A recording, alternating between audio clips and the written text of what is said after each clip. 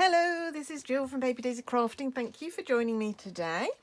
I'm an independent Stampin' Up demo here in the UK, and my job is to show you all the lovely products that Stampin' Up produce, show you some projects made with them. Maybe you will get inspiration from my projects for your own paper crafting projects. I really hope so. Today, this is my project. I showed you this at the weekend, or actually last Thursday, I think, on my blog as part of a blog hop, the Stampin' Hop monthly blog hop. And today I'm going to show you how I made it. I'm using current materials, current products for the Christmas catalogue. It should be the July to December mini, which has got the Christmas code, but it's going to be the August because a lot of the products were caught up in the Suez problem earlier in the year.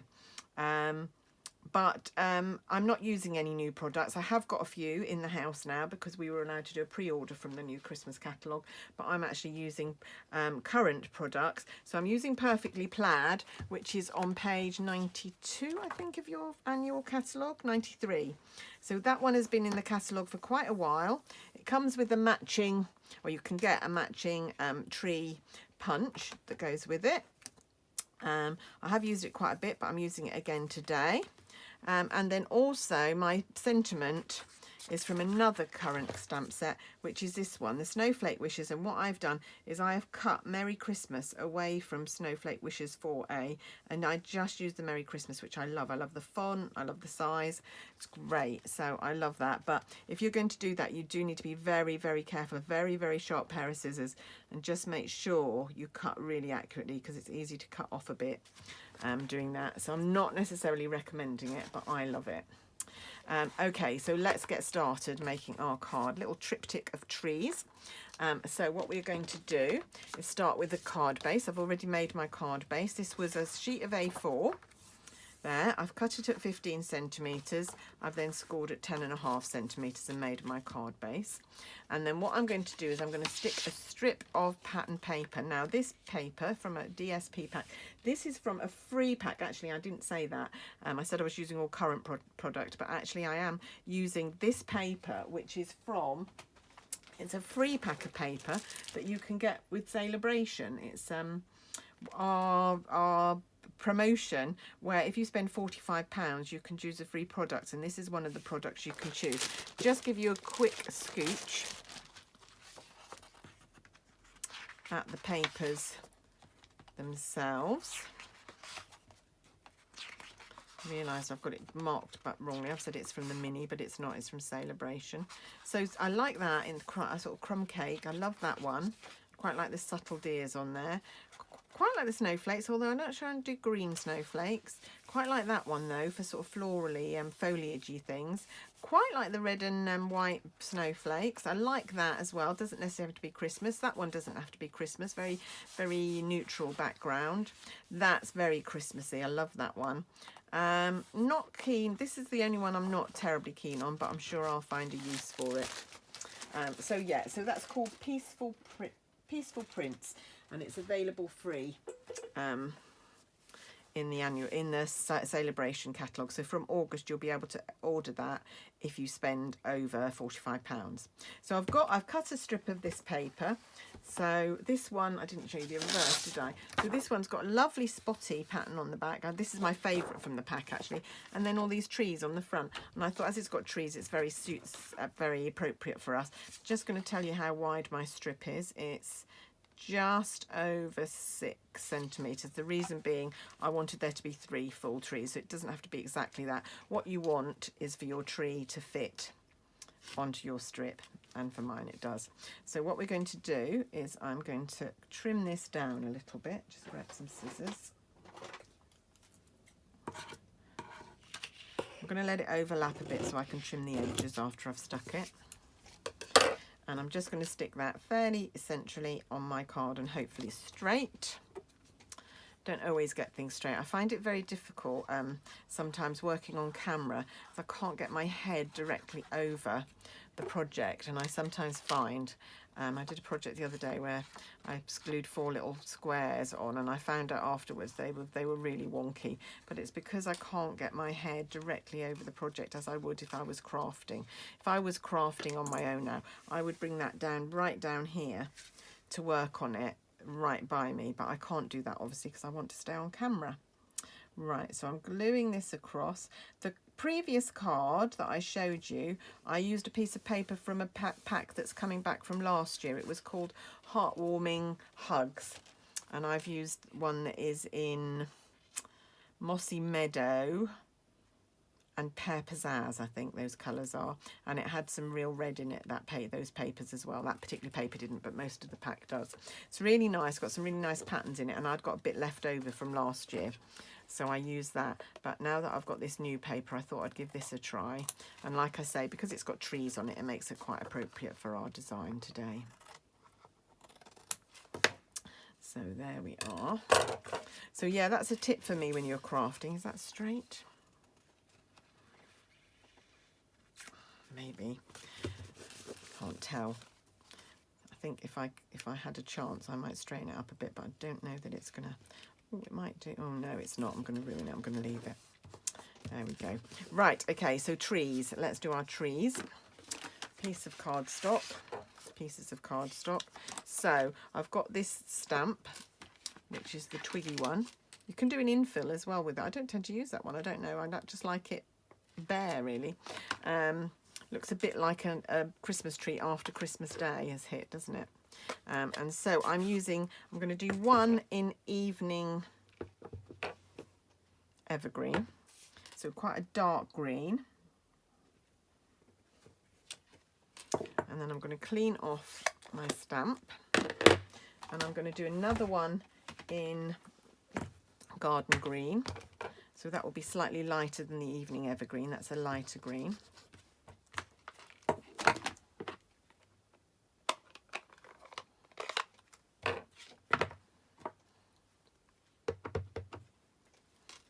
Don't think I'm going to get 3 on here. I'm going to need another piece of card.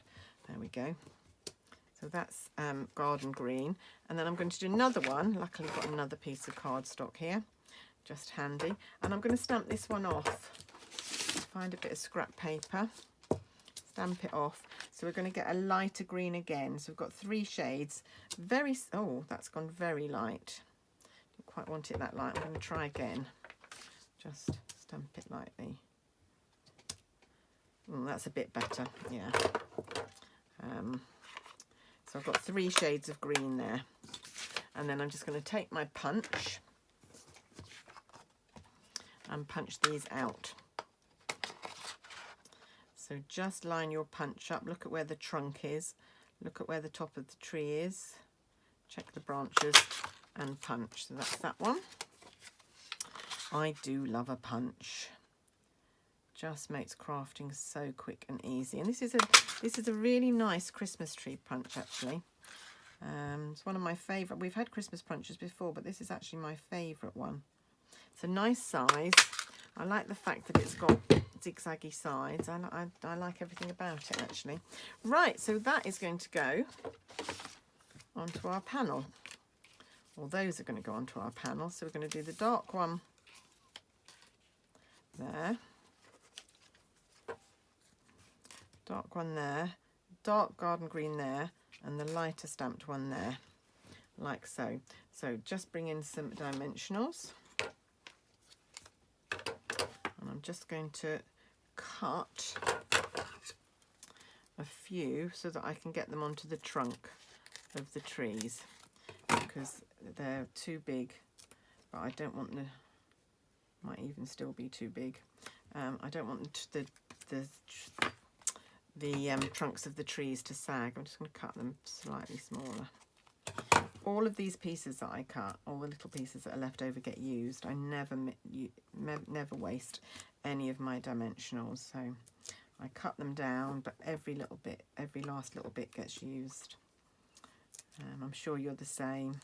I did have a lady that came to a class once, and I don't know if you know our dimensionals. They've got like a solid border around here, and she used to throw that away because it wasn't cut up into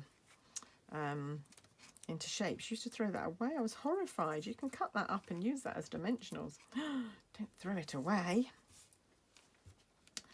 There we go. So I'm using partial dimensionals here, halves, and things. You don't necessarily need the whole one. Might put a whole one at the top just to support it. Things do get a bit squished in the post really, so you just want enough so that if it goes through a roller or something, it's going to stand up reasonably well to that treatment. So let's put another big one at the top. There we go. And then we just need to take them off. Right, I'm going to measure. I'm going to mark my card. Centimetres, it should measure 15. So we're going to measure the middle so that I can place the middle one. Just going to put a mark there so that I know with the middle one, which is the darkest one, that I know that it's exactly in the middle, and then by eye I should be able to place the other ones fairly well. So I'm going to line my trunk up with my little pencil mark and put him in the middle, and then I can take the backing off these. There we go. And put one over here. So I'm keeping an eye on the distance between these branches at the bottom, trying to keep them level. There we go. And the last one.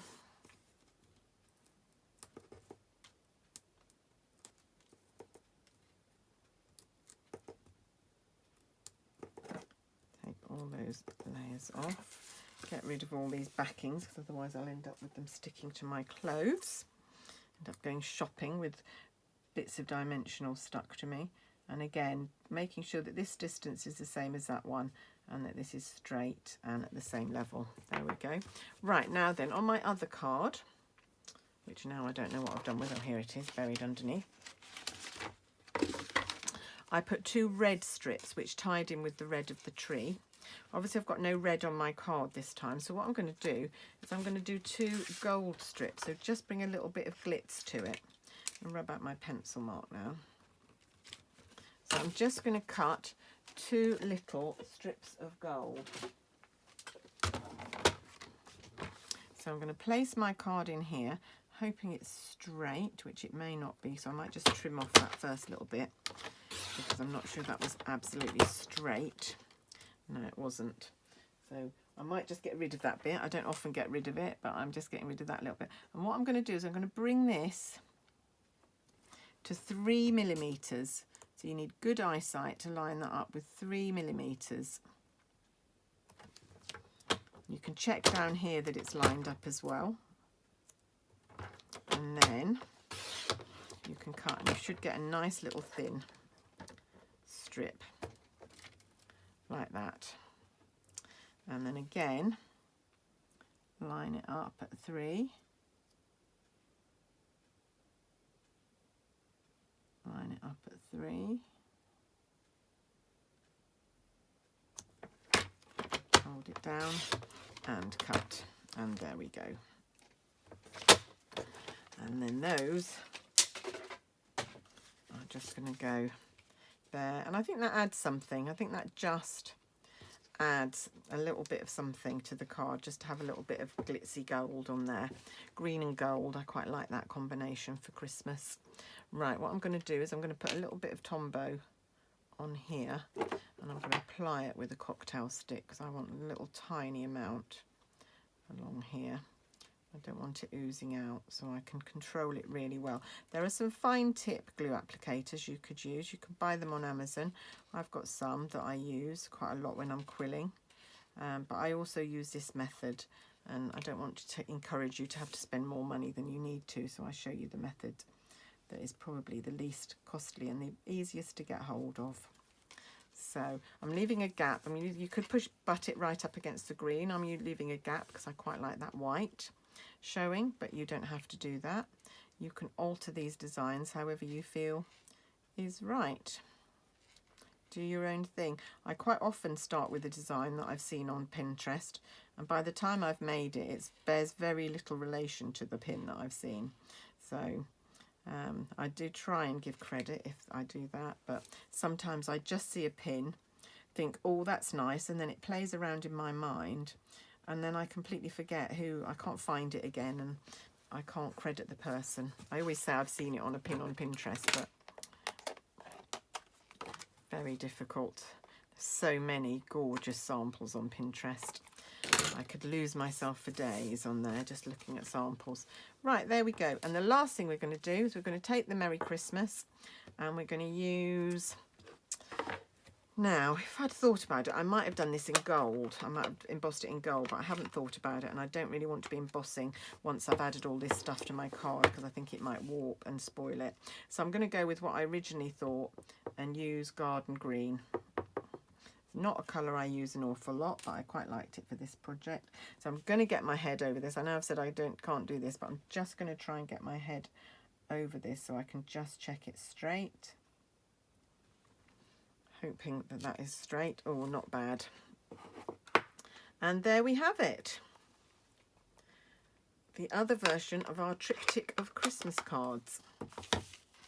So, hope you've enjoyed watching me make that project. Hope it might have inspired you to make something similar for your Christmas. Quite a sweet little card. It would be quite quick to churn them out. If you've got to make a lot of Christmas cards, you'd be able to churn these out relatively quickly. You'd get an awful lot of them from one pack of patterned paper, if you had appropriate paper. So quite a good little starter card. I know it's only July, but believe me, Christmas will soon be here. And you'll soon be thinking, why didn't I start earlier? So take my advice, start early. That's it from me today. Thank you so much for watching. I hope you've enjoyed watching and watching things go wrong as well, because not everything goes right for me, as you can see. But I do have, I always manage to have a way to pull it back. If you'd like to buy anything that you've seen me using, just go down below. All the links to the products are there and the link to my shop. And there's a link to my blog there as well. I post all my projects and all my videos on my blog. So if you subscribe to my blog, you can just click, there's a green follow it button at the bottom. You can click that and you'll get an email every time I post, and you'll see all my videos and all my projects, so you won't miss anything. Or if not, you can just press subscribe on the video. Thanks so much for watching. I hope you have a lovely day. It's very good of you to join me today, and I will see you again very, very soon. Bye now.